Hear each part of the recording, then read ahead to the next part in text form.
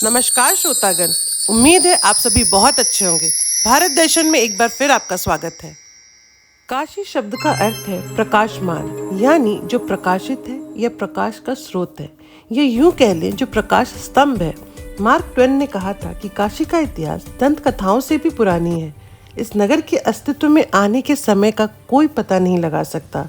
जब एथेंस की कल्पना नहीं की गई थी तब भी काशी थी। जब रोम का कहीं कोई अस्तित्व नहीं था तब भी काशी थी। जब इजिप्ट नहीं था तब भी काशी थी। ये उतनी पुरानी है। यह एक साधना थी जो एक नगर के रूप में बनाया गया, जो सूक्ष्म का विराट से मिलन कराता है। ये दिखाता है कि छोटा सा मनुष्य ऐसी अद्भुत संभावना रखता है कि वह ब्रह्मांडीय स्वभाव के साथ एक होने के आनंद, उल्लास और उसकी सुंदरता को जान सके। यदि सही मायने में देखा जाए तो मनुष्य जीवन में सबसे बड़ा काम है अपने शरीर की सीमिताओं को जानना। आप कल पैदा हुए थे और कल मर जाएंगे। आपके पास जीने के लिए बस आज का ही दिन है। ये अस्तित्व का स्वभाव है और मौत आने के पहले जीवन खिल जाना चाहिए। हमारे देश में हर संभव व्यवस्था बनाई गई है जिसका उपयोग इस मकसद के लिए किया जा सके। इस तरह के बहुत से तंत्र और व्यवस्थाएं हैं, परंतु दुर्भाग्य की बात यह है कि उनमें से ज़्यादातर टूट गए, जिनमें से काशी भी एक है।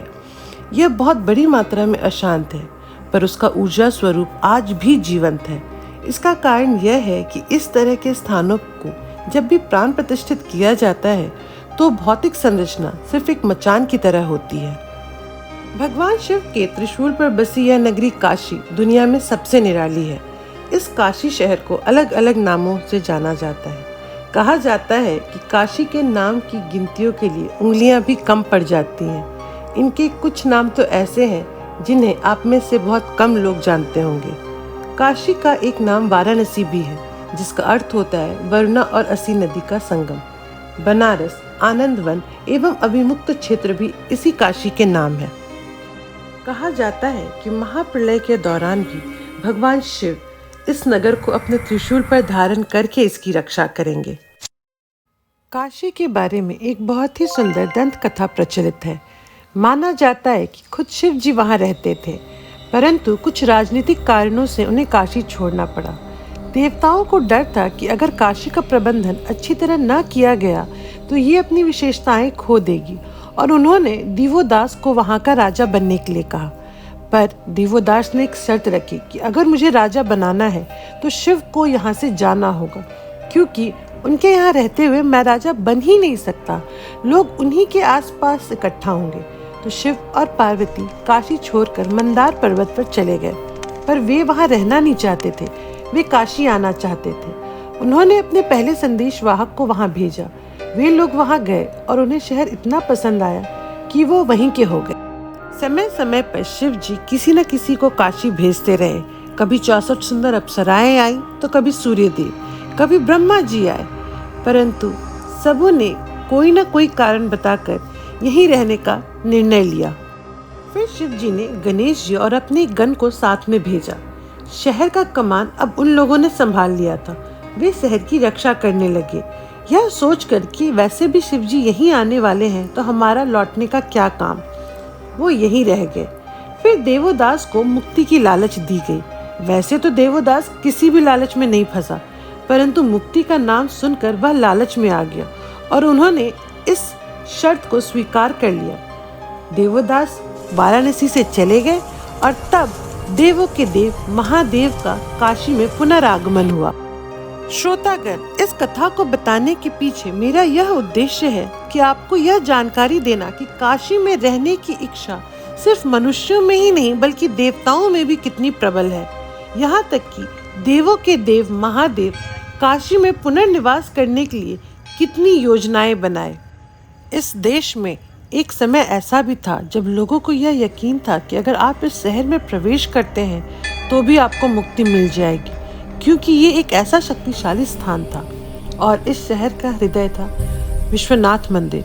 बहुत समय पहले ये मंदिर तोड़ दिया गया था, पर यह माना जाता है कि इस मंदिर का प्राण प्रतिष्ठापन खुद आदि योगी शिव जी ने किया था। पिछले कुछ शतकों में, खास तौर पर 6 से 7 शतकों में, इस मंदिर को 3 बार नष्ट करके मिट्टी में मिला दिया गया। कभी काशी में 26,000 मंदिर थे जो कि आज 3,000 तक सीमित है, क्योंकि विदेशी हमलों के दौरान बाकी को तोड़ दिया गया। काशी विश्वनाथ मंदिर, जो काशी का मूल है, जरूर ही एक अद्भुत स्थान रहा होगा जहाँ सारी दुनिया से लोग आते थे। जब ये अपने पूरे वैभव पर था, तब दुर्भाग्य की बात है कि हम जीवित नहीं थे। इसे 3 बार तोड़ा गया और जैसे भी हो इसे 3 बार फिर से बनाया गया। फिर जब औरंगजेब आया तो उसने देखा कि हम इसे गिरा देते हैं और ये हिंदू इसे फिर से बना लेते हैं, क्योंकि ये एक ऐसा धर्म है जो सभी के घरों में और दिलों में बसता है। ये कोई ऐसी चीज नहीं जिसके लिए अभियान चलाया जाए।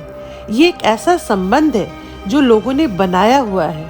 ये विश्वास से नहीं बल्कि एक अद्भुत अनुभव और अस्तित्व के साथ संबंध से चलता है। उसने जब ये देखा तो काशी विश्वनाथ मंदिर के मूल भाग पर एक मस्जिद का निर्माण किया। उसने पूरे मंदिर को नष्ट कर दिया, पर एक छोटा सा भाग छोड़ दिया, जिससे इस संस्कृति के लोगों को एक चेतावनी और एक पाठ मिल सके कि मंदिर को अब ठीक नहीं किया जा सकता। वो यही छोटी सी जगह है जहाँ पर अब काशी विश्वनाथ का लिंग है, पर यह मंदिर का मूल स्थान से बाहर है। ये पहले विश्वेश्वर गर्भगृह में था। अब यह स्थान मस्जिद का केंद्र स्थान है और उसने सारी सेंट्रल और उत्तर से दक्षिण तक की जगह ले रखी है। काशी विश्वनाथ मंदिर के निर्माण के लिए काशी नरेश महाराजा बलवंत सिंह ने काशी मुक्ति अभियान चलाकर काशी को अवध के नवाब के नियंत्रण से मुक्त करवाया था। काशी में सनातन संस्कृति के पुनर्निर्माण के लिए महाराजा बलवंत सिंह को उत्तर भारत का शिवाजी भी कहा जाता है। उन्होंने मंदिर निर्माण में बहुत ही मुख्य योगदान निभाया था। वर्तमान मंदिर का निर्माण महारानी अहिल्याबाई होलकर द्वारा सन 1780 में करवाया गया। तत्कालीन काशी नरेश महाराज चेत सिंह ने मंदिर निर्माण के लिए लगे सभी कारीगरों को सुरक्षा प्रदान कराया था। मंदिर निर्माण में महाराज चेत सिंह ने भी धन का योगदान दिया था। बाद में महाराजा रंजीत सिंह द्वारा सन 1835 में 1 टन शुद्ध सोने का द्वार बनवाया गया। इस मंदिर को जो औरंगजेब ने तुड़वाया उसे भुलाया नहीं जा सकता, परंतु उसके अलावा सुल्तान मोहम्मद शाह और मोहम्मद गौरी ने भी इस मंदिर को तुड़वाया था। हिंदुओं के लिए ये बहुत ही कठिन समय था जब औरंगजेब के एक फरमान पर 12 ज्योतिर्लिंगों में से एक ज्योतिर्लिंग को ध्वस्त कर दिया गया। औरंगजेब चाहता तो इस जगह को पूरी तरह से ध्वस्त करके एक मस्जिद का निर्माण कर सकता था, परंतु उसने मंदिर के अवशेष को सिर्फ इसलिए छोड़ा ताकि हिंदुओं को उनकी हार का, उनके पराजय का एहसास हमेशा होता रहे। यह हमारे लिए बहुत ही हृदय विदारक घटना है।